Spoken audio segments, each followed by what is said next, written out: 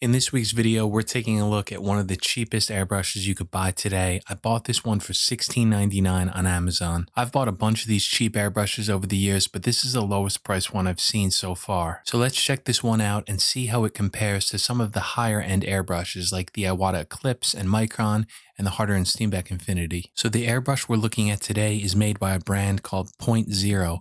I've never heard of them before. The only reason I bought this is because it was the cheapest one that I could find on Amazon. Now the airbrushes on the right side of this screen are about 15 to 30 times the price of this Point Zero. The Iwata Eclipse goes for around $175. The Iwata Micron goes from around $450 to $500. And the Harder and Steenbeck Infinity, you could buy it for around $250 to $300. And this Point Zero, $16.99. A price like this is crazy to me. I don't understand how these factories in China are able to produce an airbrush so cheap, but here it is. So let's break it down and see how it compares. And I want to point out that I bought this airbrush myself, and this is a completely independent review. I understand that there are plenty of people who don't have the money for a higher end airbrush, and that there are people who are going to use an airbrush once or twice a year and don't want to spend $300 to $500. So the first thing about the Point Zero is that it has a 0.3 millimeter needle and nozzle. This makes it more of a general use airbrush similar to an Iwata Eclipse. And a 0.3 millimeter airbrush has great versatility because you could spray some thicker paints through it,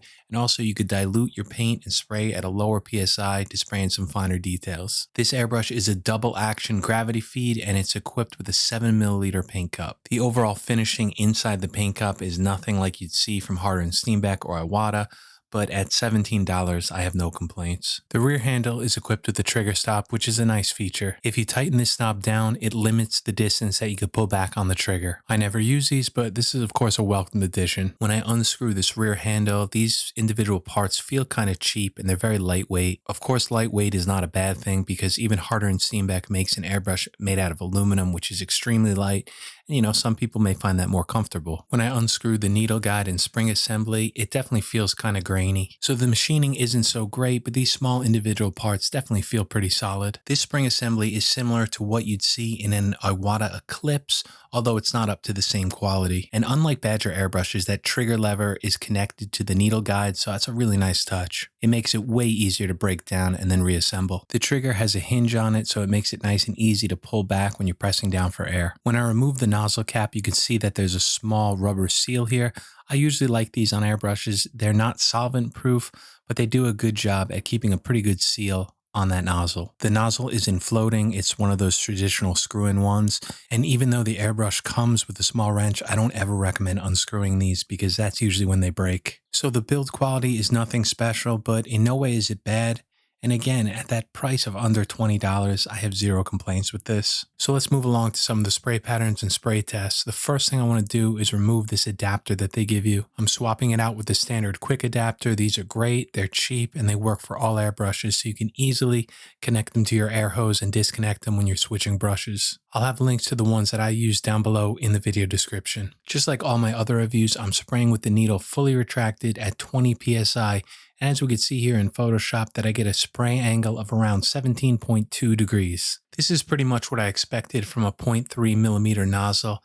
And as you can see from this chart here, that it's just slightly smaller than the Neo and the Eclipse. Any airbrush with a spray angle below 20 or 25 is going to be great for detail work. Spraying through the atomometer at 20 psi at 3.5 inches away, I get an airspeed of 7 meters per second. For me, this is just way too high of a number for any airbrush, and it's definitely the biggest negative I've seen so far. So looking at the airspeed chart, we can see that this is the highest number I've recorded so far in any of my airbrush reviews. The only good thing about a higher airspeed is that you could spray thicker paint through it and you don't have to worry about it clogging. This could be useful for spraying on primer or a base coat for models, and it's also good for any t-shirt artists because they generally spray at a higher PSI. But unfortunately, if you're doing paintings like fine art or painting miniatures, this number is going to hurt you and it's going to prevent you from getting in close to getting a lot of detail. So although that spray angle is pretty good, this airspeed is just too high for me. Of course, you could also lower the PSI and that'll give you a lower airspeed. The only problem with that is that you're using a lower pressure, so it may cause the airbrush to spit or to clog. But for me, the reasons that I bought these cheaper airbrushes in the past was to spray on clear coats or varnish. Varnishes are very thick, and if you allow it to dry in the airbrush, it's going to absolutely ruin it. So it's nice to have a cheaper one around if you need to varnish a smaller painting. When I press down on the trigger for air, this one's a little bit farther than any other airbrush I've used, at just around 2 millimeters. To me personally, this is comfortable and I have no problems with it. To me, the response rate feels really good too. When I pull back for paint, I get a distance of about 3/4 of a millimeter. So this is really good. So here I'm using some soapy water to check the nozzle for leaks, and I was very impressed with this. As you can see, there's no bubbles coming from the nozzle. That means there's no air leaks. This is the reason earlier in the video that I said I like that small gasket that goes around the nozzle, because it really helps prevent any air from leaking. Air leaks around the nozzle could really hurt the performance of any airbrush. So if you notice any air leaks on yours, just buy some beeswax, place it on the threads, and screw it back together, and it should fix it. So now let's move along to the paint test. And of course, this part is going to be primarily subjective because I'm going to be talking about my opinions and the way the airbrush feels to me. Starting with the line test, this airbrush is the same as any other one in this class of 0.35 millimeters or smaller. I get a line width here of about 1/4 of a millimeter, and this is the same thing you'd get using an Iwata Eclipse. As I say in all my other reviews, every single airbrush is going to give you a very thin line. Each one always comes to around 1/4 of a millimeter. A micron may get a little bit smaller, around 0.2 millimeters, but again, it's just so close. I'm using Createx Illustration Sepia here right out of the bottle. It's not diluted at all. And you can see on the top here that it atomized it perfectly, and there's no graininess to the paint. So for the painting demo, I'm doing a very simple still life of an apple.